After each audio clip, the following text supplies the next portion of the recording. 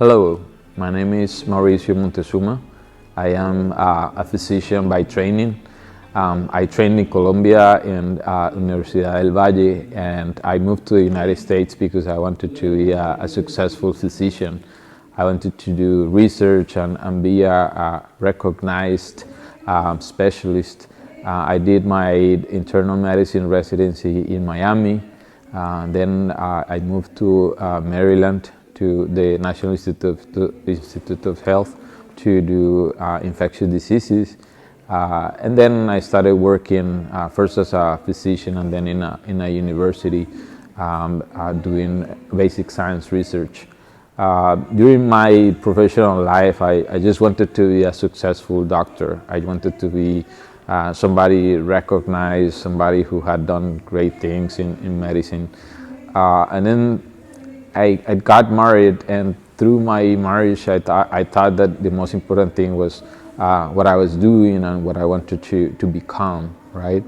And then I started to have problems in my marriage because of my self-pride and my arrogance and not being able to be like a good partner and compassionate partner to my wife, and we started having a lot of troubles in our marriage.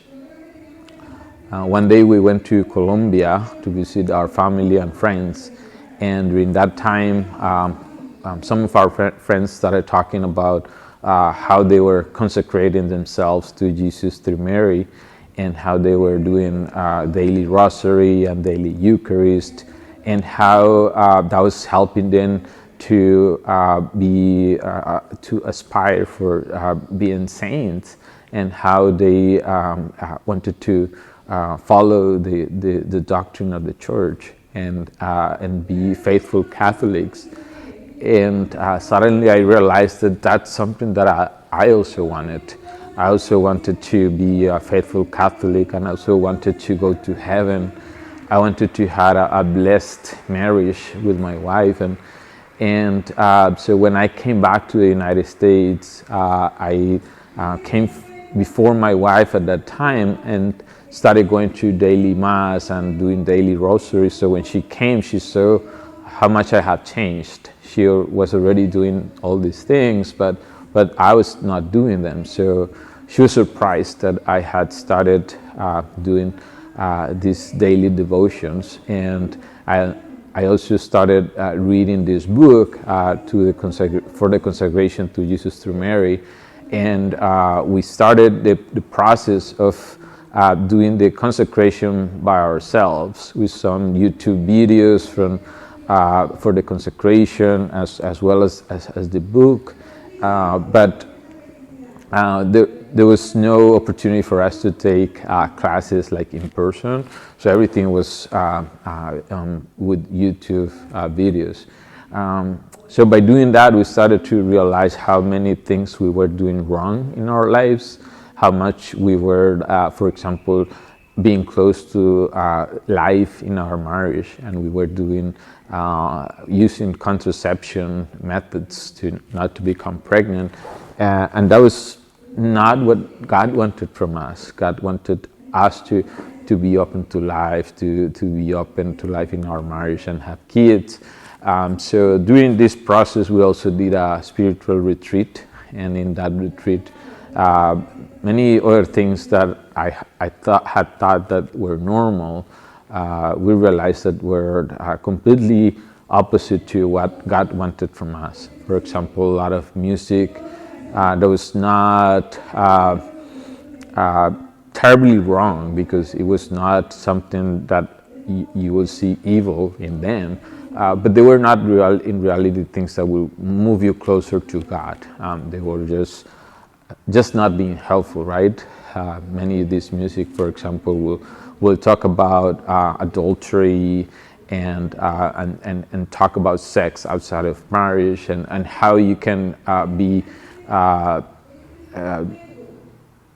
disobeying God in your life just by listening to this music and not taking care of what you were receiving from the world, right?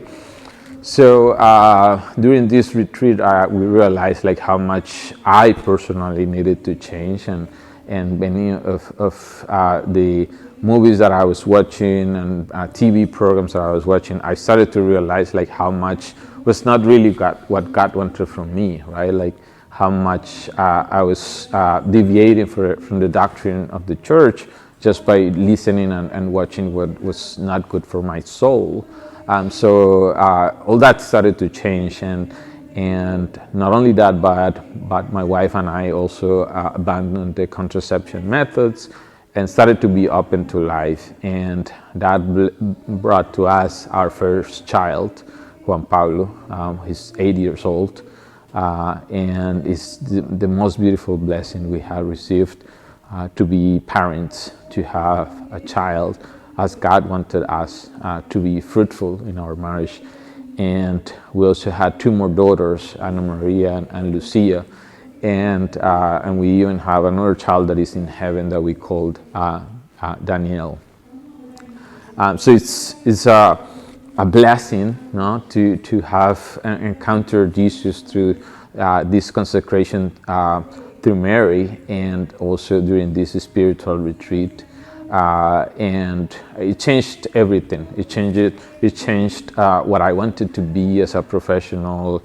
I understand now how my job is more a gift of God to provide for my family, and it's not a way to just gain your self-recognition and pride and just feel like a successful professional.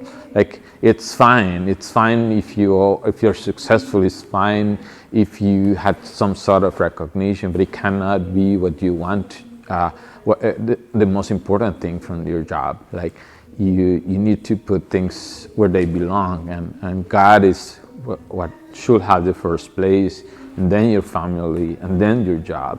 So when you realize that and you put things in order, then you start to find what is really happiness. And happiness is not other thing but do what God wants you to do. Like if you're created with an objective, a goal, then you only can be happy truly if you are fulfilling that goal. If you're doing anything different from that, then you cannot find true happiness. I remember, for example, in medical school, how many of our professors and doctors were really atheists. They were not believers. They were denying the existence of God. And thankfully, I was not part of that train of thought, because I was born in a Catholic family, and my faith with God was not changed by what I experienced in the university. But you do start to be influenced in a way that you're like, oh, maybe miracles are not miracles. Maybe everything has a scientific explanation. You try to rationalize everything. And you start to be more like a scientific person, and start to be a skeptic, kind of either or denying or not believing in what the faith is trying to teach you, and it's very difficult in the world that we live in to try to be a faithful Catholic and be a scientist at the same time. But then I realized like how science is not other thing than a way to explain the creation of God, and how everything that God had done is perfect. And through science you can explain many things, and you can also change many things. You can create medicines that are helpful for people to battle different diseases. You can create vaccines. You can create many things that are helpful for humanity, right?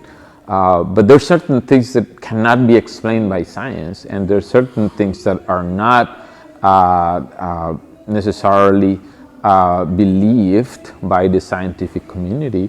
and you start to realize like how God is just in everything. He's in what can be explained by science because those are is part of the creation, but God is also in everything else, right? Like, how can you explain like all the changes that happen in a soul after a spiritual retreat? How can you explain after everything that happened to a couple like my wife and I after you do this consecration process where you come to realize how God had wanted to do something beautiful in your life, in your life as a couple, as a marriage.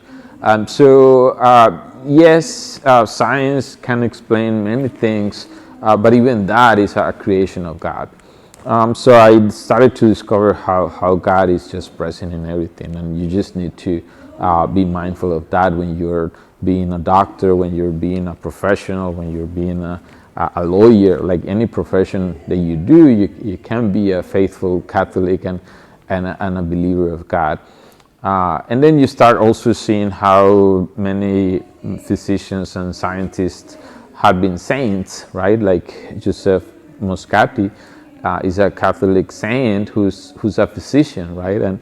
And how he used medicine to help people that were suffering from different infectious diseases, and also how he had a beautiful heart to just help the poor who couldn't afford to pay for medical care at the time, and how he devoted himself to help all these people that were in need, right? So you discover how even science and medicine should be an instrument of God in your life, and how you are the hands of God for many people who are suffering different health conditions.